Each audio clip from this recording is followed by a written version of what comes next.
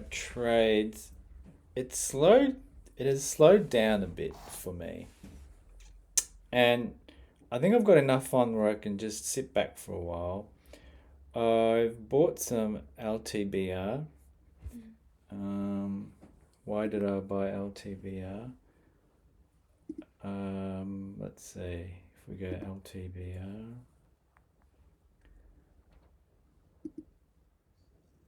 And the graph is frozen again. Oh my god, that is terrible. Anyway, it's low price, supposed to be good. How much did I buy? 250 of them. This Tesla call is going to expire worthless. It expires on the 20th, so this Friday. So Tesla just essentially froze and didn't go anywhere. And the graph's not showing. Excellent. Just brilliant. Okay, and so I'm still owning PTM, own that. Look, at least we're gaining on NVIDIA. That's going up.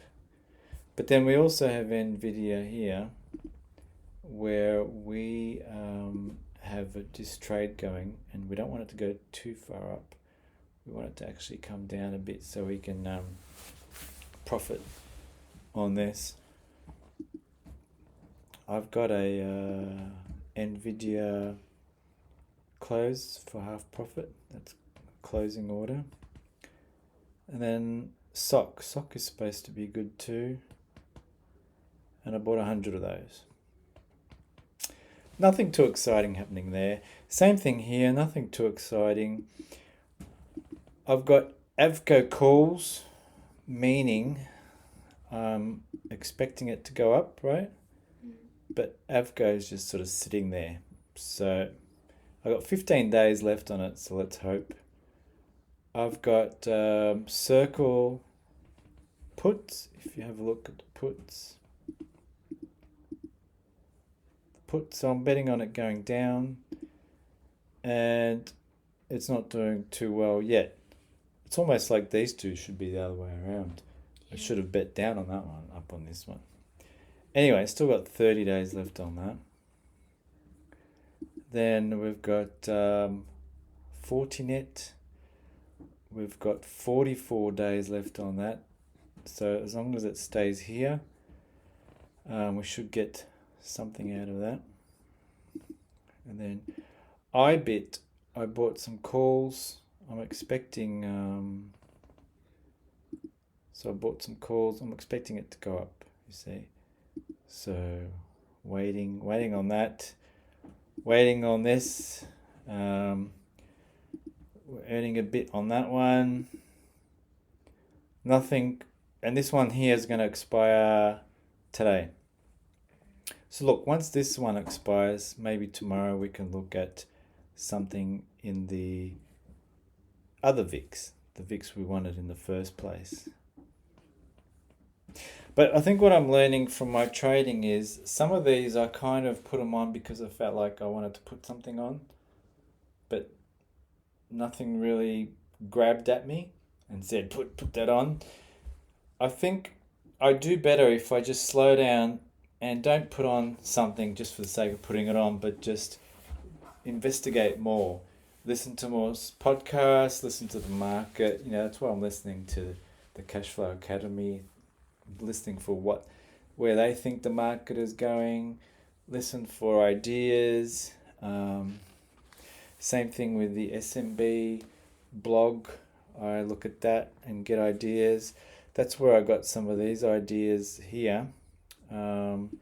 This is Small Energy. One of them is, again, the graph's not showing, but these are low value energy companies, and they've made a big jump recently. So if you were to look at the graph, it's sort of flat and then makes a big jump on all these three. So if you were there on the jump, that would have been good. But it looks like they're moving. So when something's moving, there's a good chance of doing something. But see, I'm just not sure what to do with them yet. So I think it's good to, when you're trading, don't feel pressured. It's good to have the platform there, have your money there, be ready for something. Keep an eye out, keep an ear out, and when you hear or see something that's just like, oh, I got to get in on that, then I think that's when you go.